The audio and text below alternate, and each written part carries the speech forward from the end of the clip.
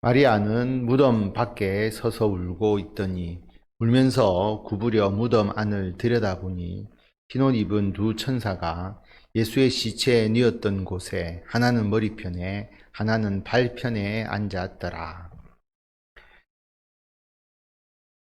막달라 마리아를 비롯한 여인들이 예수님의 시신에 향품을 처리하기 위해서 안식일이 끝나고 그리고 밤이 끝나고 난 이후 주일날 새벽 일찍이 예수님의 무덤을 찾았습니다. 그런데 예수님의 무덤 앞에 놓여 있던 큰 돌이 옮겨져 있는 것을 보고 시몬 베드로와 그리고 사도 요한에게 이 소식을 전했습니다. 그리고 사도 요한과 베드로가 달려와서 예수님의 무덤이 비어 있다라고 하는 것을 보았습니다. 다시 막달라 마리아에게 우리가 집중을 하면 막달라 마리아는 시몬 베드로와 사도 요한에게 달려갔죠. 달려가고 난 이후에 거기에 머무르지 않고 다시 무덤으로 돌아왔다라고 하는 겁니다. 예수님의 무덤에 시신이 사라졌다, 돌이 옮겨져 있었다라고 하는 것을 그가 보고 그리고 알리고 다시 돌아온 이유가 뭘까라고 생각을 해보면 예수님의 시신의 향품을 처리하기 위해서 찾아간 것도 좀 무모하지만 돌을 옮길 생각도 못하고 그냥 간 것이라고 말씀을 드렸잖아요. 무모하지만 예수님을 사랑하는 마음으로 찾아갔는데 가서 돌이 옮겨지고 시신이 누가 시신을 가져간 것으로 보이니까 더더욱 마리아가 마음이 아픈 것이죠. 예수님을 다시 기억하고 생각하는 마음, 그 마음이 너무 간절했기 때문에 무덤으로 다시 돌아왔습니다. 그리고 거기서 서서 울고 있었다라고 하는 겁니다. 운다라고 하는 표현을 우리 한글로서는 그 의미가 전달되기가 쉽지 않은데 그냥 눈물을 흘린 게 아니고요. 우리로 말하면 대성통곡하고 있었다라고 하는 겁니다.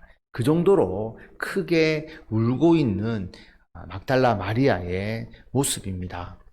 그리고 그 눈물을 막 그렇게 쏟아 부으면서 무덤 안을 들여다보니까 흰옷 입은 두 천사가 예수의 시체에 뉘었던 곳에 하나는 머리편에 하나는 발편에 앉아있는 모습을 보게 됩니다. 그리고 그 천사들이 이야기를 하게 되죠. 13절에 보면 천사들이 이르되 여자여 어찌하여 우느냐 이르되 사람들이 내 주님을 옮겨다가 어디 두었는지 내가 알지 못함이니이다. 어찌하여 우느냐? 왜 그토록 통곡하고 있느냐라고 물어보았을 때 막달라 마리아가 사람들이 내 주님을 옮겨다가 어디 두었는지 내가 알지 못하기 때문입니다 라고 말합니다. 아직 예수님의 부활을 깨달을 정도는 아니고요. 예수님을 위하는 마음, 예수님을 사랑하는 마음, 섬기고자 하는 마음이 간절한데 시신의 향품을 처리해야 되는데 누가 예수님의 시신을 옮겨갔다라고 생각한 것이죠. 그래서 내가 애통해하면서 울고 있다라고 그렇게 말합니다. 14절에 보면 이 말을 하고 뒤로 돌이켜 예수께서 서 계신 것을 보았으나 예수이신 줄은 알지 못하더라. 왜 뒤로 돌이켰을까? 갑자기 뒤에서 어떤 인기척이 났을 수가 있죠. 누군가 싶어서 돌아봤을 수도 있고 천사가 뒤를 또 보도록 손가락으로 가리키거나 또는 누군가를 있는 것처럼 보니까 자기도 돌아봤을 수도 있고 여러 가지 이유가 있을 수 있겠지만 어쨌든 뒤로 돌이켰습니다. 보니까 예수님께서 서 계셨다라고 하는 거죠. 그런데 예수이신 줄을 알지 못합니다. 부활하신 예수님의 모습, 예수님께서 십자가에 달려서 돌아가시기 이전의 모습과는 다르다라고 하는 것을 우리가 알 수가 있죠. 왜냐하면 부활하신 예수님을 만났을 때 처음에 바로 알아보는 사람이 없습니다. 왜 그러냐면 부활하신 예수님은 우리와 똑같은 이런 육체를 가지신 분이 아니시죠. 그렇다고 영만 있는 분도 아닙니다. 예수님은 부활의 첫 열매이기 때문에 우리가 하나님의 나라 천국에 들어갈 수 있는 그런 몸이라고 한다면 우리의 이 육신을 가지고 우리가 하나님의 나라 천국에 들어갈 수가 없잖아요.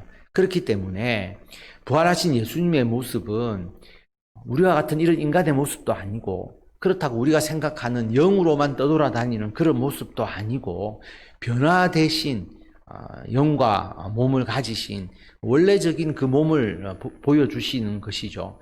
그래서 모습이 조금 다릅니다. 똑같지는 않습니다. 그래서 처음에 봤을 때 예수님을 제대로 알아보지 못했다라고 하는 것이죠. 그래서 15절에 보면 예수께서 이르시되 여자여 어찌하여 울며 누구를 찾느냐 하시니 마리아는 그가 동산지기인 줄 알고 이르되 주여 당신이 옮겼거든 어디 두었는지 내게 이르소서 그리하면 내가 가져가리이다. 예수께서 마리아야 하시거늘 마리아가 돌이켜 히브리 말로 라보니 하니 이는 선생님이라는 말이라. 마리아가 대성통곡하고 있으니까 예수님께서 질문합니다. 여자여 어찌하여 울며 누구를 찾느냐? 천사가 이야기한 것과 같죠. 왜 우느냐라고 물어봤고 예수님은 내가 왜 우느냐? 어찌하여 울며 또 누구를 찾느냐? 물어보십니다. 예수님께서 마리아를 생각해서 하시는 말씀이죠. 마리아와 대화를 하고자 하는 목적, 그리고 마리아를 예수님을 깨닫게 하기 위한 단계로서 이 질문을 던지셨습니다. 그러니까 마리아는 당신이 옮겼거든 어디 두었는지 내게 이르소서, 동산지기인 줄 알고 동산지기가 옮겼느냐 이렇게 생각한 거죠. 그러면 내가 가져가겠습니다. 여기서도 마리아가 혼자서 예수님의 시신을 자기가 옮겨갈 수가 없잖아요. 그러니까 어떤 합리적으로 모든 것을 재고 이렇게 이야기하는 것이 아니고 마리아는 예수님을 향한 어떤 뜨거운 열정 그리고 예수님을 섬기고자 하는 그 마음이 너무 간절한 거죠. 그래서 당신이 시신을 옮겼으면 내가 가져가겠습니다 라고 그렇게 말합니다. 예수님인 줄 알아보지 못하고 있는 것이죠, 아직까지.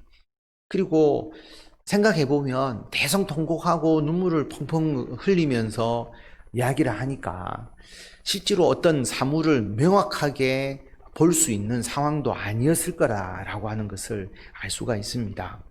16절에 보면 예수께서 마리아야 하시거늘 마리아가 돌이켜 히브리 말로 라보니 하니 이는 선생님이라는 말이라.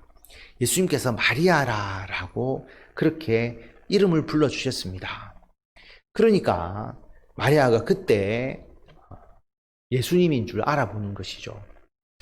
모습은 변했지만 예수님의 그 음성 기억하고 있지 않겠습니까? 마리아야 하는 그 한마디 말로 예수님인 줄 알아볼 정도의 그러한 예수님과 마리아의 관계, 우리도 마찬가지죠. 그래서 예수님께서 양은 목자의 음성을 듣는다라고 말합니다. 양이 목자의 음성을 듣고 그 음성을 듣고 따라가는 것과 같은 것이죠. 그래서 예수님께서 마리아야 라고 하는 그 이름 하나에 이 모든 문제가 해결이 됩니다.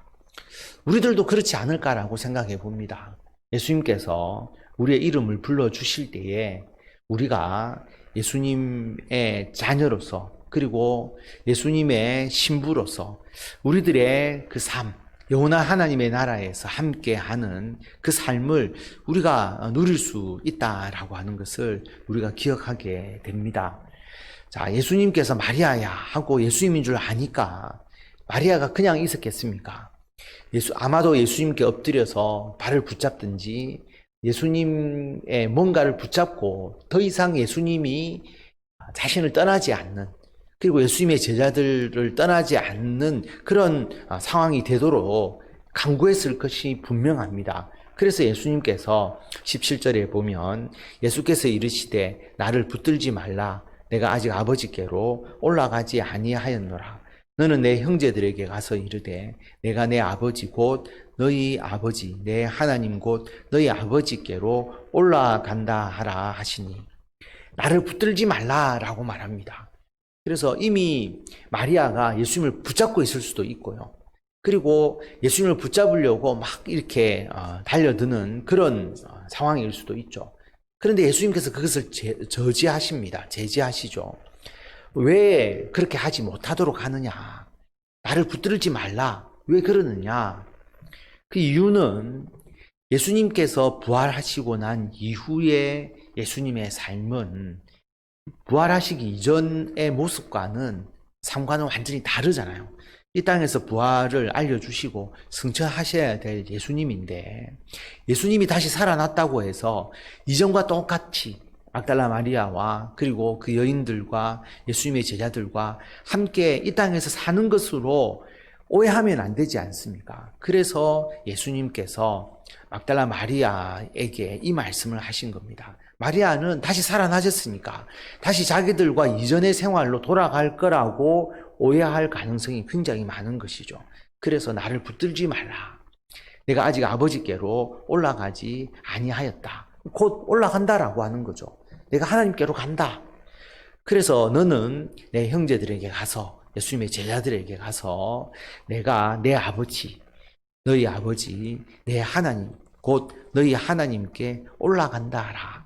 예수님은 승천하신다라고 하는 것입니다. 그리고 당장 예수님이 사라지시는 것도 아니다라고 하는 것이죠.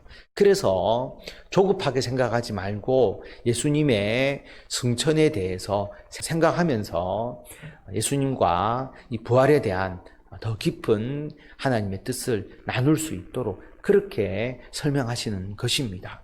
그래서 막달라 마리아가 가서 제자들에게 내가 주를 보았다 하고 또 주께서 자기에게 이렇게 말씀하셨다 이르니라. 막달라 마리아가 제자들에게 내가 주를 보았다. 부활의 첫 번째 증인이죠.